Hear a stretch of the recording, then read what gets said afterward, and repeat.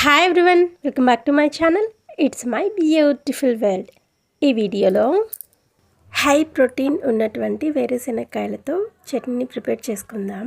వేరుశెనగకాయలలో testosterone అనే hormone ఉండటం వలన మనం తిన్నటువంటి వేరే ఆహార పదార్థాలలో ఉన్న కొలెస్ట్రాల్ని కూడా ఆపేస్తుంది.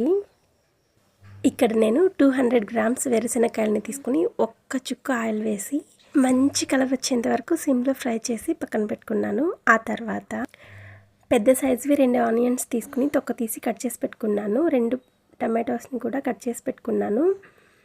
10 నుంచి 12 పచ్చిమిర్చిని తీసుకుని తుంచి వేసుకున్నాను.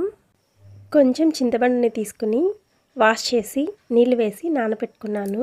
ఆ తర్వాత ఒక కడాయి పెట్టి 2 స్పూన్స్ ఆయిల్ వేసి ఆనియన్స్, పచ్చిమిర్చి, టమాటోస్ వేసి సిమ్లో మూత పెట్టి ఉడికించుకున్నాను. మనం 100 గ్రామ్స్ వేరుశెనగకాయలను తీసుకున్నట్లయితే 10 గ్రామ్స్ ఫైబర్ ఉంటుంది. అందులో ఈ ఫైబర్ కొలెస్ట్రాల్గా అబ్జర్వ్ అవ్వకుండా ఉంటుంది. 2 రకాలుగా కొలెస్ట్రాల్ని కంట్రోల్ చేస్తుంది.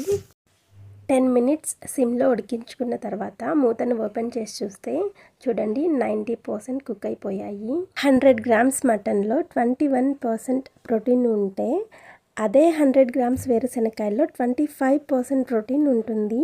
కాబట్టి ప్రోటీన్ డెఫిషియన్సీ ఉన్నవాళ్ళు వీక్లీ 2-3 టైమ్స్ వేరుశెనగకాయలని ఏదో ఒక రూపంలో వాడుకోవటానికి ట్రై చేయండి. ఆ తర్వాత రోలుని నీట్గా శుభ్రం చేసుకుని మనం ముందుగా ఫ్రై చేసి పెట్టుకున్నటువంటి వేరుశెనగకాయలని వేసి కొంచెం ఉప్పుని కూడా వేసి దంచుకోవాలి. వేరుశెనగకాయలకి ఉన్న పొట్టునేం తీయనవసరం లేదండి. పొట్టులో కూడా చాలా ఆరోగ్య ప్రయోజనాలు ఉన్నాయి. ఈ వేరుశెనగకాయలని వీలైనంత మెత్తగా దంచుకోవాలి. కల్లుప్పు వేయటం వలన తొందరగా మెదుగుతుంది. ఆ తర్వాత మనం ముందుగా ఫ్రై చేసి పెట్టుకున్నటువంటి పచ్చిమిర్చిని ఇందులో యాడ్ చేసుకొని ఈ పచ్చిమిర్చిని కూడా వీలైనంత మెత్తగా దంచుకోవాలి. వేరుశెనగకాయలలో కొలెస్ట్రాల్ ఉండదు. వేరుశెనగకాయలలోనే కాదండి, భూమి మీద పండిన ఏ పంటలో అయినా సరే కొలెస్ట్రాల్ ఉండదు. ఆ తర్వాత టొమాటోస్ని యాడ్ చేసుకుని వీలైనంత మెత్తగా దంచుకోవాలి.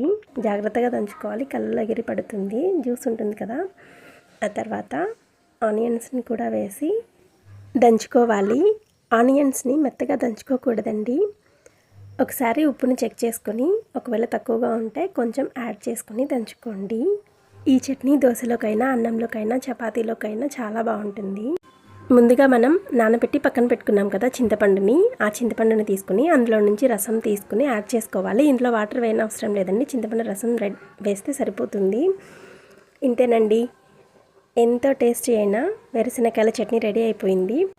ఈ వీడియో మీకు నచ్చినట్లయితే please do like, share and subscribe my channel for more videos.